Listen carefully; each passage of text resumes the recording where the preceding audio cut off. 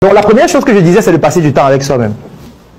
La deuxième chose, c'est de pratiquer une activité physique régulière. Pour une raison qui est simple. C'est pas pour perdre le poids. Parce que c'est ça qui m'énerve.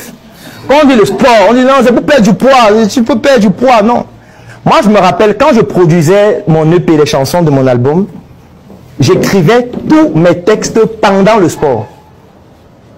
Tous mes textes, je les ai écrits pendant le sport. Pourquoi? Parce que pendant le sport, il y a quelque chose de simple qui se produit. C'est que tes muscles sont en mouvement. Et comme tes muscles sont en mouvement, les muscles, ce sont les tissus qui sont constitués de cellules. Vous savez que les cellules-là ont aussi besoin de plus de nutriments, d'oxygène, de sucre. Et comme ils ont besoin de plus de nutriments, qu'est-ce qui transporte les nutriments pour les amener au niveau des cellules? C'est le sang. Vous savez qu'il faut plus de sang. Et pour qu'il y ait plus de sang, qu'est-ce qu'il faut? Il faut que le cœur pompe plus de sang. Donc la fréquence cardiaque augmente. C'est pour ça que quand tu fais sport, ton cœur bat plus vite. Maintenant, il y a d'autres hormones qui pourraient participer à ce que le cœur batte encore un peu plus vite, comme ce qu'on appelle les catécholamines, la noradrénaline et l'adrénaline. Alors, quand tu fais dans sport, le cœur bat plus vite. Il pompe plus de sang. Quand il pompe plus de sang, ça veut dire que les nutriments, l'oxygène et le sucre aussi sont en quantité plus importante dans tous les organes nobles, comme le cerveau, et notamment les cellules musculaires et les tissus. Et quand le cerveau a plus d'oxygène, quand le cerveau a plus de sucre, ça dope ta créativité. Tout simplement. Parce que le cerveau, c'est un peu comme quand quelqu'un a faim. Et quelqu'un qui a mangé 3 repas à la fin de la journée, et puis il est en train de regarder la télé. Celui qui a mangé 3 fois, il peut commencer à penser à qui suis-je, d'où je viens. Alors celui qui a faim, il y a une seule question qui se pose à la fin. Comment faire pour manger? Vous voyez que la créativité de celui qui a mangé et celui qui a faim n'est pas la même. Mais celui qui a faim veut manger. Celui qui a déjà mangé se dit, bon, j'ai déjà mangé, qu'est-ce qu'on peut faire maintenant? Est-ce qu'on peut pas aller dans l'espace? Est-ce qu'on peut pas fabriquer des fusées? Est-ce qu'on peut pas faire un avion? C'est pour ça que vous voyez aucun avion africain. Parce qu'on a faim. Quand tu as faim, tu vas fabriquer l'avion comment? Tu vas fabriquer d'avion quand tu as faim. Donc on doit traverser l'étape de la famine pour créer. Et le cerveau, c'est la même chose. Quand il a traversé cette étape-là et qu'il a un afflux de sang plus important, et que ce sang-là est donc plus riche en oxygène parce que tu es en train de courir, tu respires, tu inspires beaucoup plus d'oxygène, donc le sang est plus oxygéné au travers des artères qui arrivent au cerveau, bah, le cerveau est plus oxygéné et puis la créativité se dope. Donc, activité physique régulière est très importante. Surtout que quand tu fais beaucoup d'activité physique et que le cœur bat vite régulièrement, ce qui se passe, c'est que le cœur lui aussi se pose des questions. Il se dit, bon, comment faire pour que le sang soit en quantité plus importante, mais sans battre trop vite? La réponse est déjà toute donnée. Il faut que les cellules musculaires du cœur soient plus denses pour que un seul battement pompe plus de sang. C'est pour ça que ceux qui font beaucoup d'activités physiques et sportives, leur fréquence cardiaque est très faible. Parce que le cœur est plus musclé. Donc quand il pompe une fois, le sang qui part est beaucoup plus important. Alors que toi qui ne fais pas d'activité, le cœur va battre très vite, très vite, très vite, très vite. Sauf que quand il bat très vite tout le temps, il peut aussi s'emballer. Mais il dit, il bat très vite tout le temps, pourquoi? Fibrillation auriculaire, arrêt cardiaque, si on ne peut pas te réanimer. Allez, vite, il n'y a même pas de photo ensemble pour mémoriser ce moment. Tu vois, donc, activité physique régulière, très important pour la créativité. Troisième chose, de fondamental, boire beaucoup d'eau. Ça n'a l'air de rien, ça.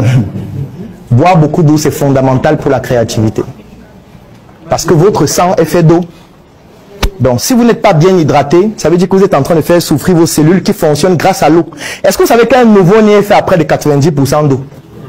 Est-ce que vous savez qu'un être humain comme vous est fait à plus de 60% d'eau en fonction de votre âge et de votre masse?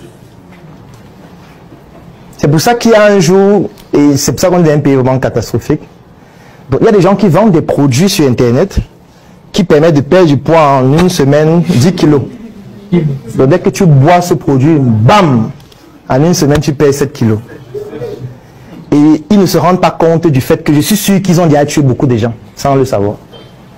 Parce qu'en fait, le corps humain est constitué de plusieurs types de masses. Tes cellules qui constituent des tissus et des organes forment une masse. Parce que ton foie a une masse, ton cœur a une masse, tes poumons ont une masse. Donc, il y a la masse des organes. Il y a la masse d'eau qui représente près de 60%. Pour des adultes, par exemple, comme vous. Parfois, ça peut fluctuer en fonction de votre âge. 60%. Juste de l'eau.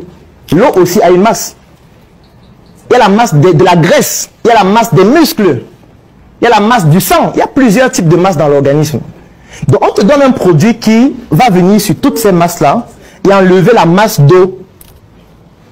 Et ce qui va se passer, c'est quoi? C'est que tu vas faire la diarrhée, tu vas beaucoup uriner, donc tu es en train de vider ton eau. Effectivement, si tu as un corps qui est constitué de masse hydrique, masse musculaire, masse des organes, masse graisseuse, masse musculaire, ainsi de suite, si on diminue une masse, c'est mathématique, non? La masse totale diminue. Sauf que la masse que tu viens de perdre là, c'est l'une des masses les plus importantes parce que ton cerveau est fait à 60% d'eau aussi. Donc imagine-toi, ton cerveau n'a plus d'eau. C'est pour ça que ces gens deviennent plus cons. Tu vois, par exemple, tu as un cerveau qui n'a plus d'eau parce que l'eau est partie dans les urines, parce que tu voulais perdre du poids. L'eau est partie dans les selles parce que tu veux perdre du poids. Tu vas devenir slimé, tu vas devenir un gars qui a les muscles mais le cerveau vide. Tu vois, entre être idiot et slimé, et avoir une masse normale et un cerveau qui fonctionne normalement, c'est mieux. Parce que si ton corps est bien fait mais le cerveau est vide, ce corps-là va trop souffrir. Il sera soumis à beaucoup d'épreuves physiques, sexuelles pour se nourrir.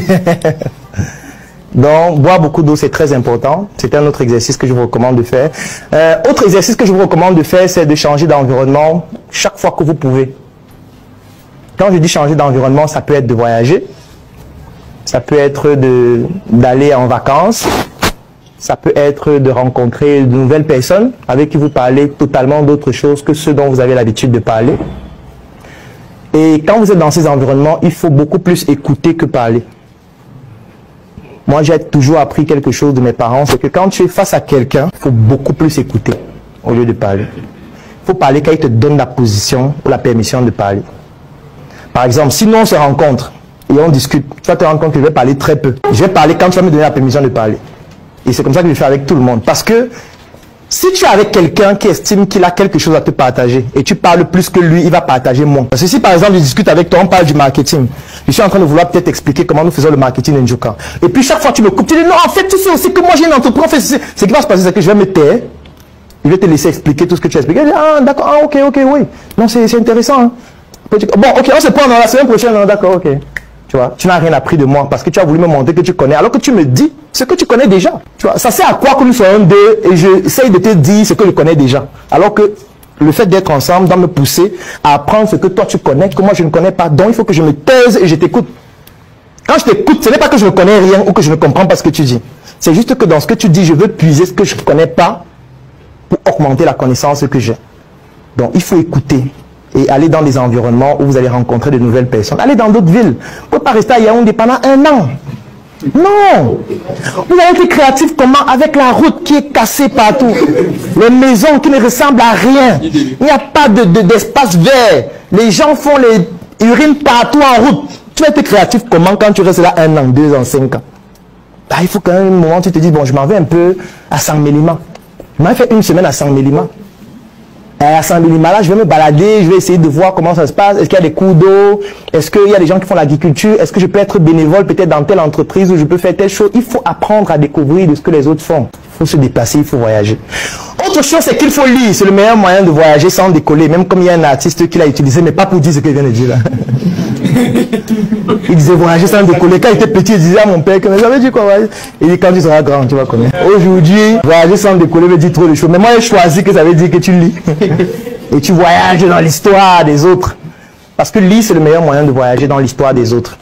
Et quand tu voyages dans l'histoire de quelqu'un, ça veut dire que tu découvres aussi sa réalité. Tu découvres ce qu'il a découvert et du coup, tu augmentes ta capacité à créer. J'offre 3 mois d'accompagnement sur mesure gratuitement à tous les membres de la Startup Academy.